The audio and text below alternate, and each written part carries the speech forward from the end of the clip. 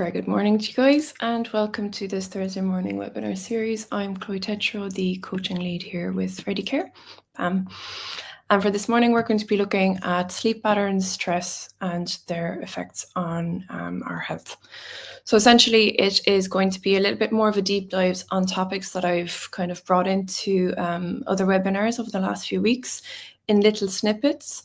I've had a few questions on really how they interrelate at a little bit more depth. So here we go.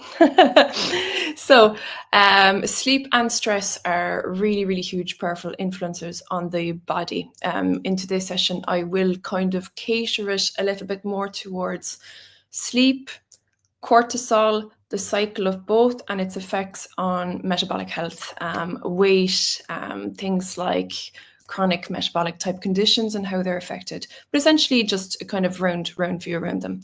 So both sleep and stress will affect things like metabolism, appetite, and brain function, as well as a host of other secondary things, which we'll touch into.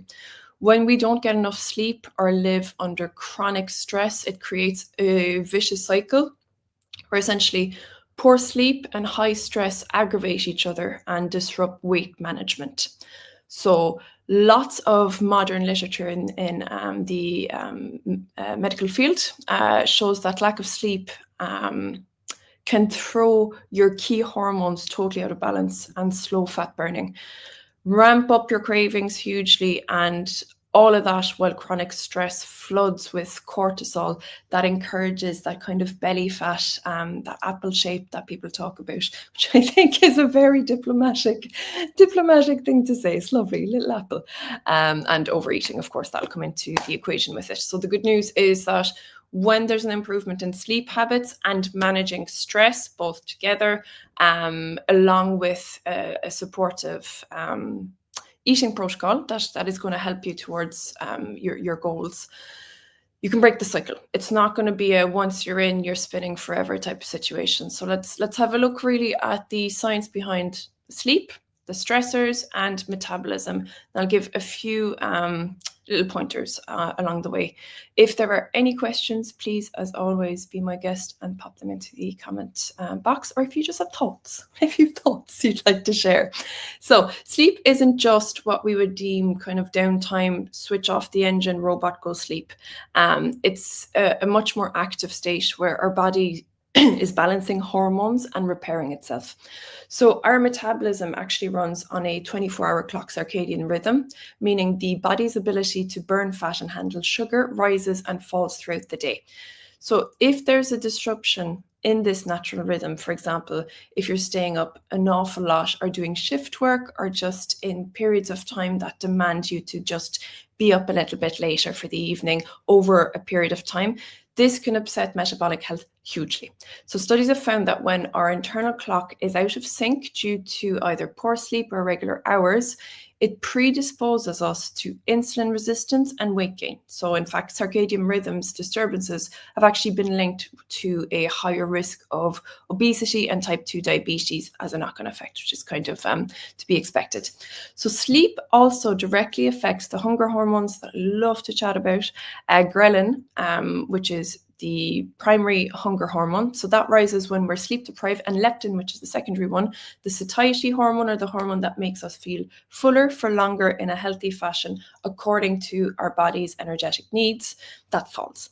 So that hormonal imbalance makes us feel hungrier, less satisfied after eating. So have you ever noticed, for example, when you're tired, when you've had a bad night's sleep, when you're stressed, but particularly with the bad night's sleep, there's a much greater craving for junk food. You want salty, carby snacks. You want sugary, carby snacks. The common factor here being it's usually carby snacks that people go for. So that's not, a fault of your own or an isolated event where you're the only person in the world that experiences that.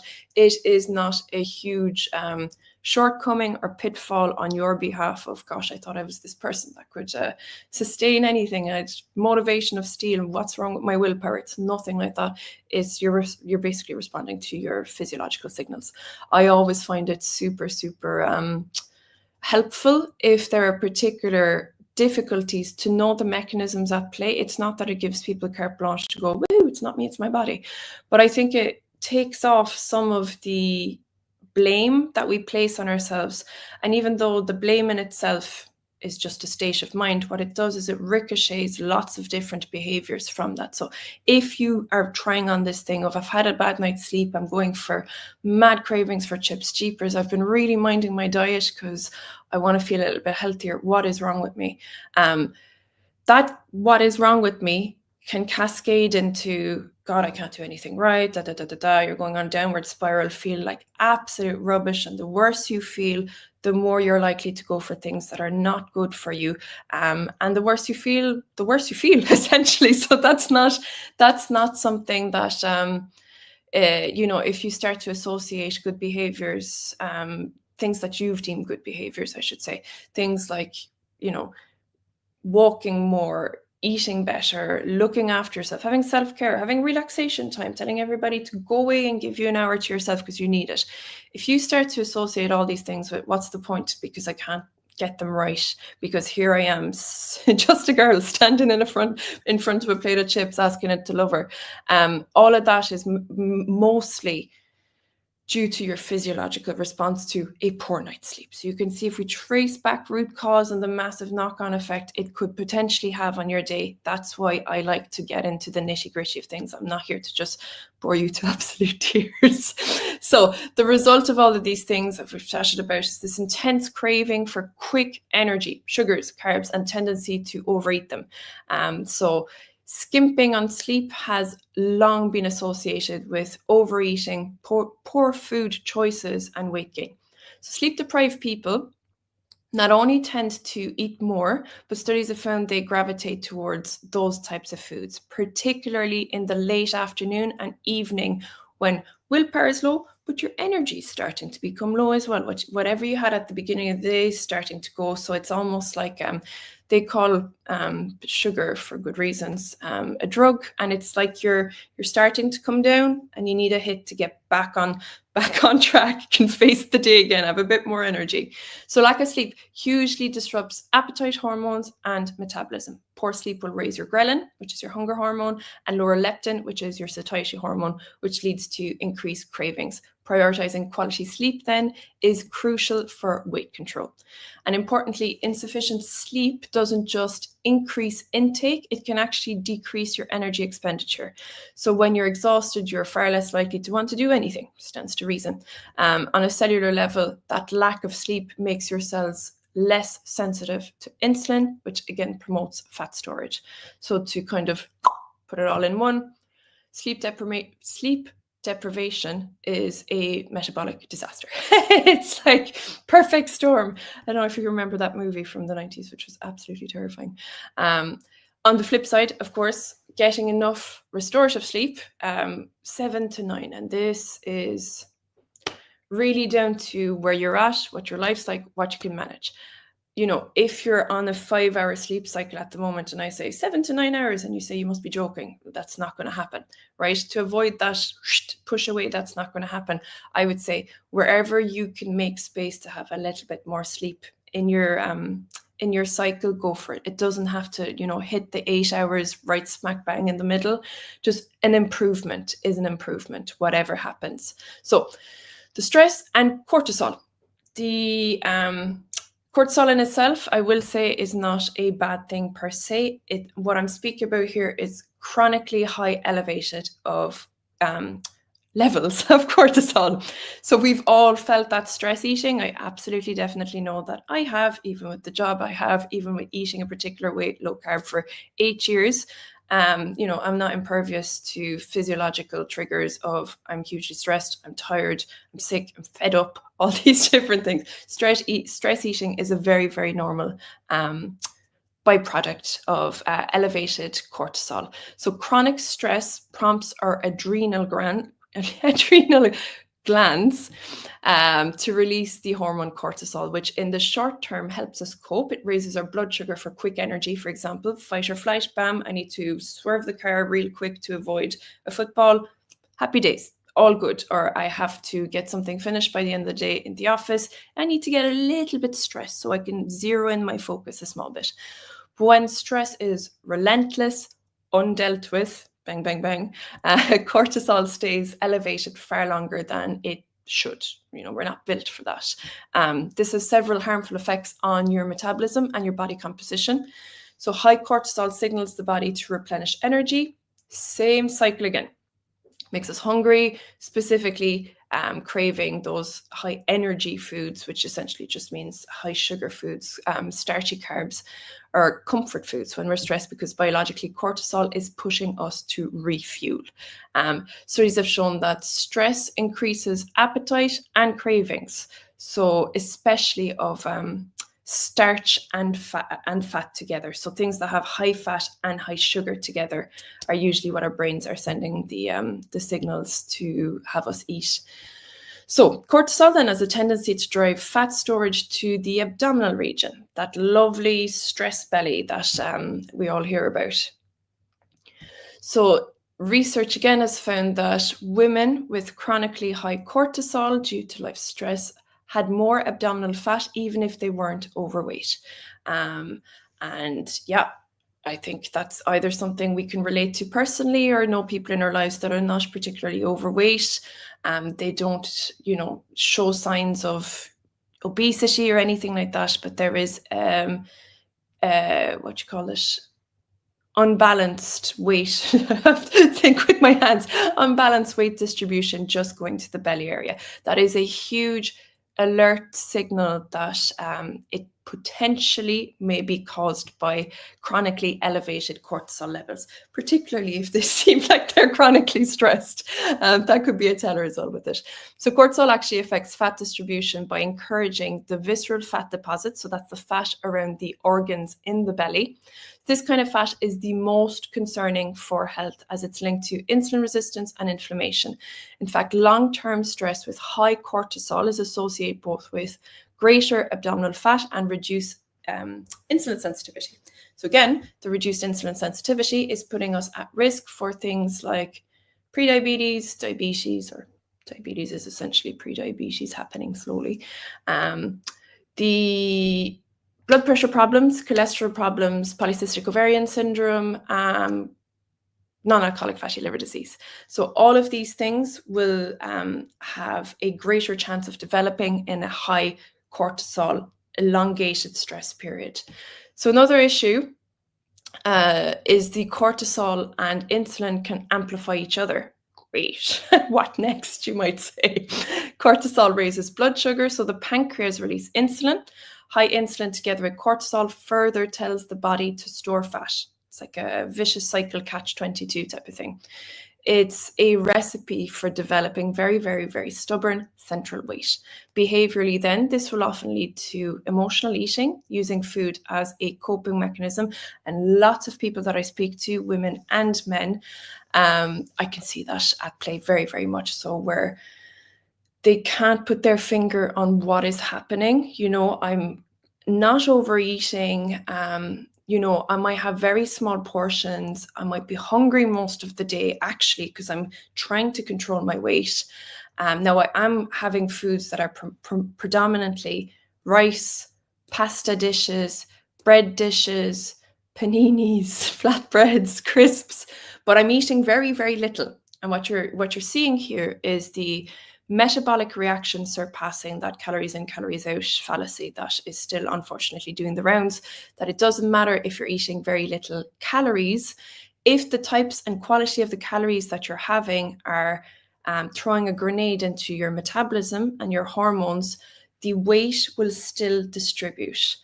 So just something to drive home a little bit, as if I don't drive it home all the time.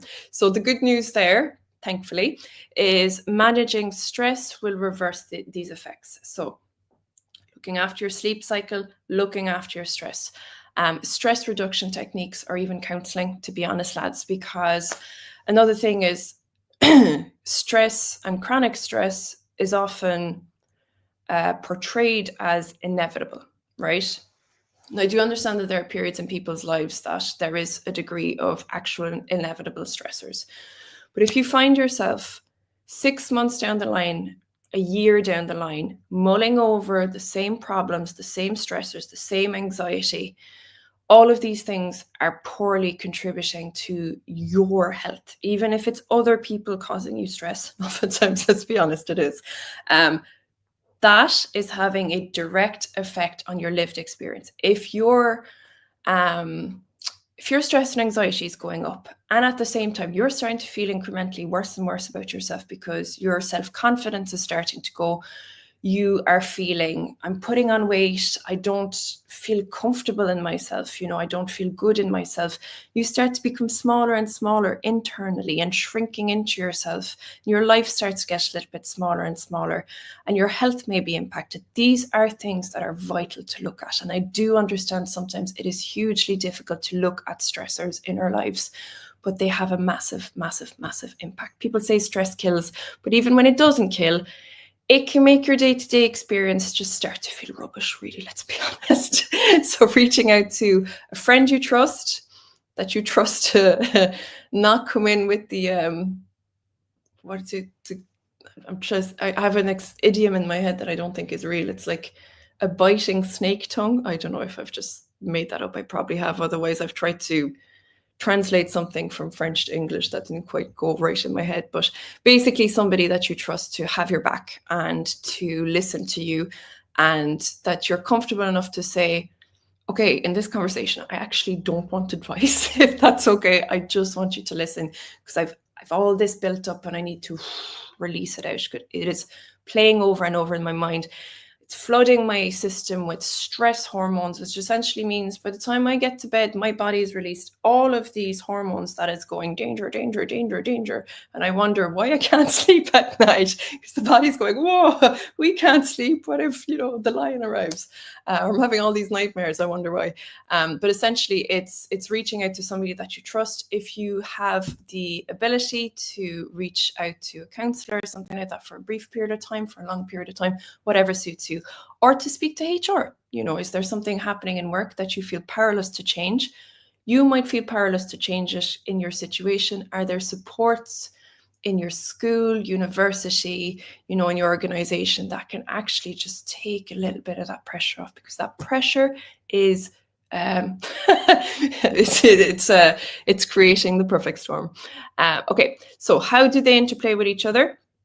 And I'll start speaking even quicker now, because it's the nature of the beast when I'm speaking. So how do they interplay?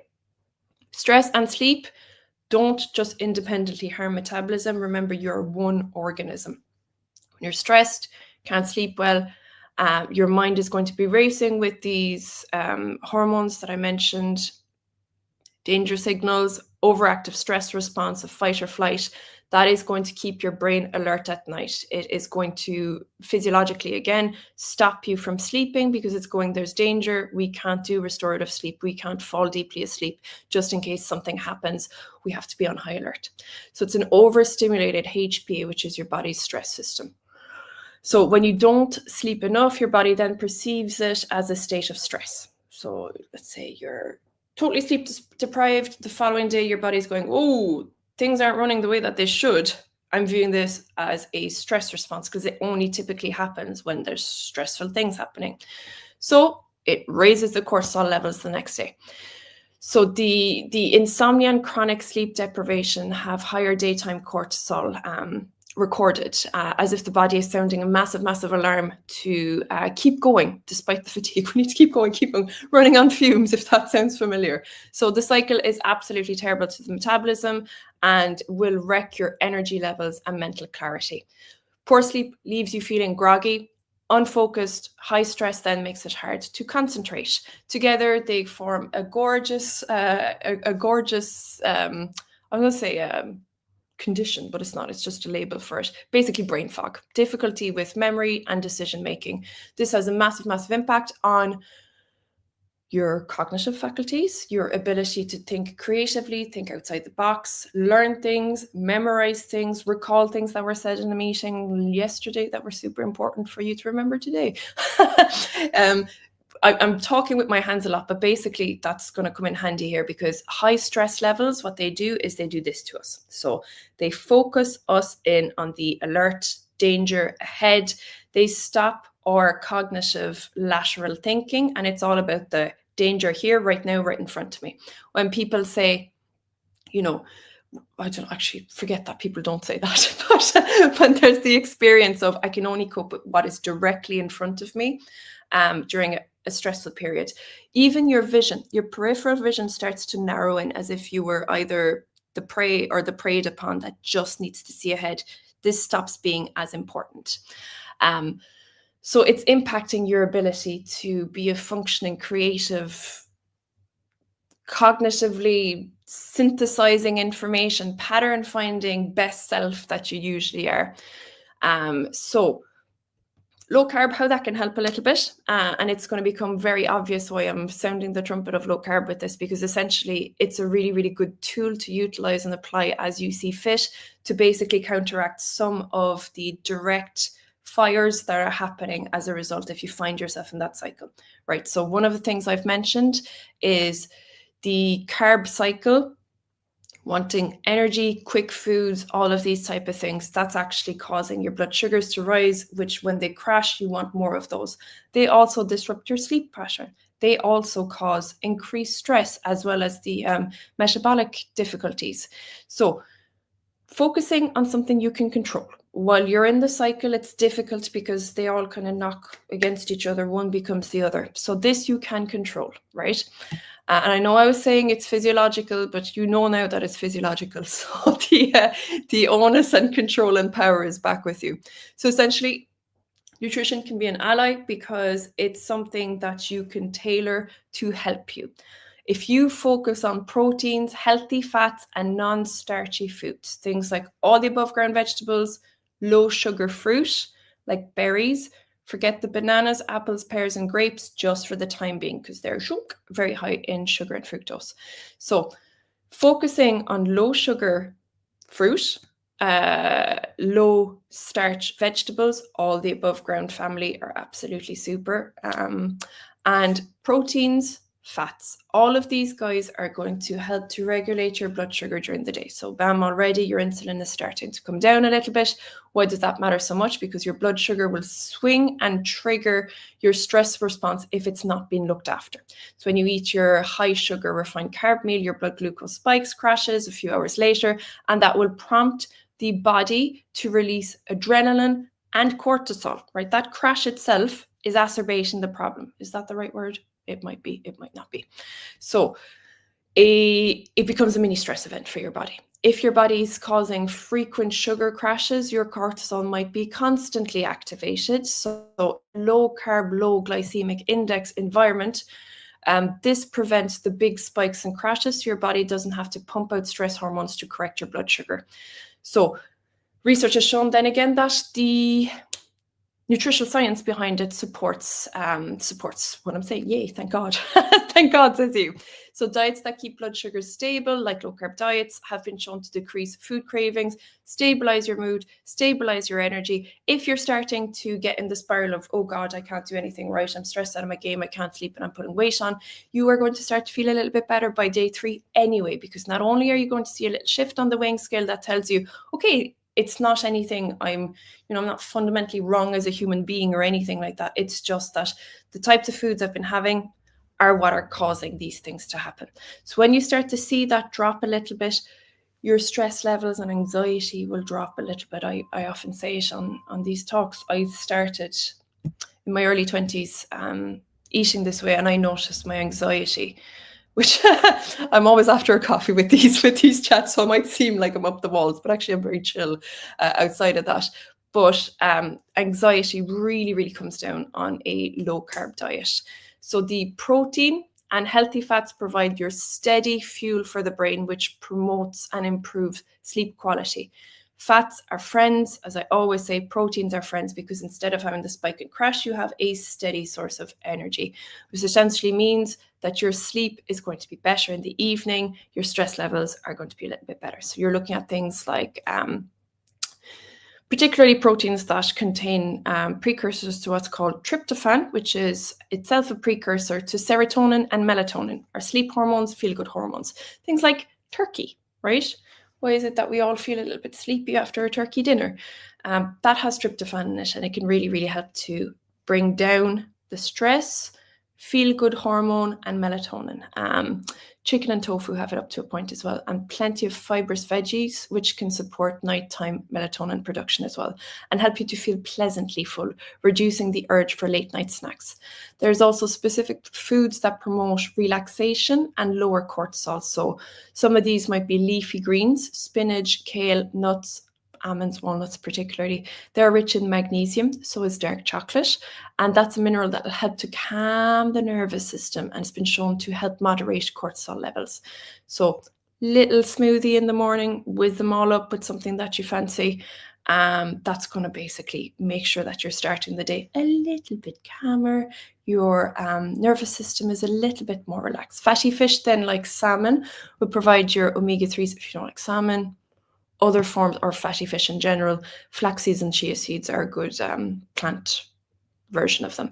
That reduces inflammation and can blunt the stress response. And then foods high in vitamin C, like bell peppers, berries, any of the above ground vegetables, or B vitamins like your leafy greens and your eggs, they'll all support adrenal function to handle stress better. Some people find that having a very, very low carb or a ketogenic diet really, really helps to stabilize their mood and their sleep. Remember, you're just trying to get out of the danger zone of the cycle and utilize any of the tools that you have at your disposal to basically counteract some of that. So consistent sleep schedule, and I do understand that is difficult. Particularly if you're sleep deprived, it's going to sound even more difficult, like, oh, I got to deal with this now as well. But essentially just trying to get to bed relatively in and around the same time, not using screens. Get a book out, because the side-to-side action of reading actually helps. The up and down of the phone doesn't help. It'll make your brain more alert. This one will make your brain sleepier. Try to get just a little bit more sleep, whatever is feasible for you, and that will depend on where you're at with things. Prioritize a winding down period, and on the back of that, I would say prioritize a point in your week or your day or whenever you can that is you time, because the trap that a lot of people fall into is they don't make any time for themselves, and then it's 11 o'clock and they're like, oh, thank God, I can have my phone off. I'm not answerable to people. I'm just going to take the next 2 or 3 hours to just sit by myself and watch TV, and then feel miserable tomorrow on the back of that. Like, you can take time in the morning if that's feasible for you, or just punctuate your day with even 20-minute breaks where phone comes off, turn on a little thing that you like to listen to, put some music on, put a talk you like on, something that's just for you time, or just don't put anything on. Just sit in silence and go, oh God, how am I feeling today? Hi, I've checked in with myself. Hello, here I am. This might seem silly, but it really, really helps both to bring down your stress levels and to make sure that you're not just feeling like the only time you can have to yourself is in the dead of night when the world is asleep and you're up. So stress reduction techniques, I find them very hard to do myself if I'm in a stressful period, because I won't think of it. I will tell everybody in the world that I'm not stressed. What are you talking about? So bringing those into the calendar, that's my tool. It's different for person to person. If I say, look, start practicing deep breathing, I would never think of deep breathing if I was stressed. I think it's poor advice. I would say schedule it in, and whether you're feeling stressed or not, pretend that you are and just do it just in case. Gentle exercises like Tai Chi and yoga, movement of any sort. For most people, it's things like gardening. For me, weirdly enough, it's actually cleaning, thankfully. But whatever makes you feel like you're giving yourself a bit of space, you're focusing just on yourself. Cleaning's great to release anger. I don't know if you've ever noticed, but it's like getting loads done when you're thinking of all the people that have wronged you in your life. Stay active when the time is right for yourself, and bring in a little bit of low carb things, low carb type foods. Chamomile tea, tart cherry juice is brilliant for that. Kiwis, they're all fantastic foods to help with your melatonin, and mind your caffeine levels overall. So there's an awful lot that can be done. Don't worry, you're not by yourself and stuck in this way forever. The things that you can control are the best things to start with. Right. I hope that you found this helpful. It's a long one for today, but had a lot to cover. So mind yourselves, and we will chat to you guys next week. Bye now.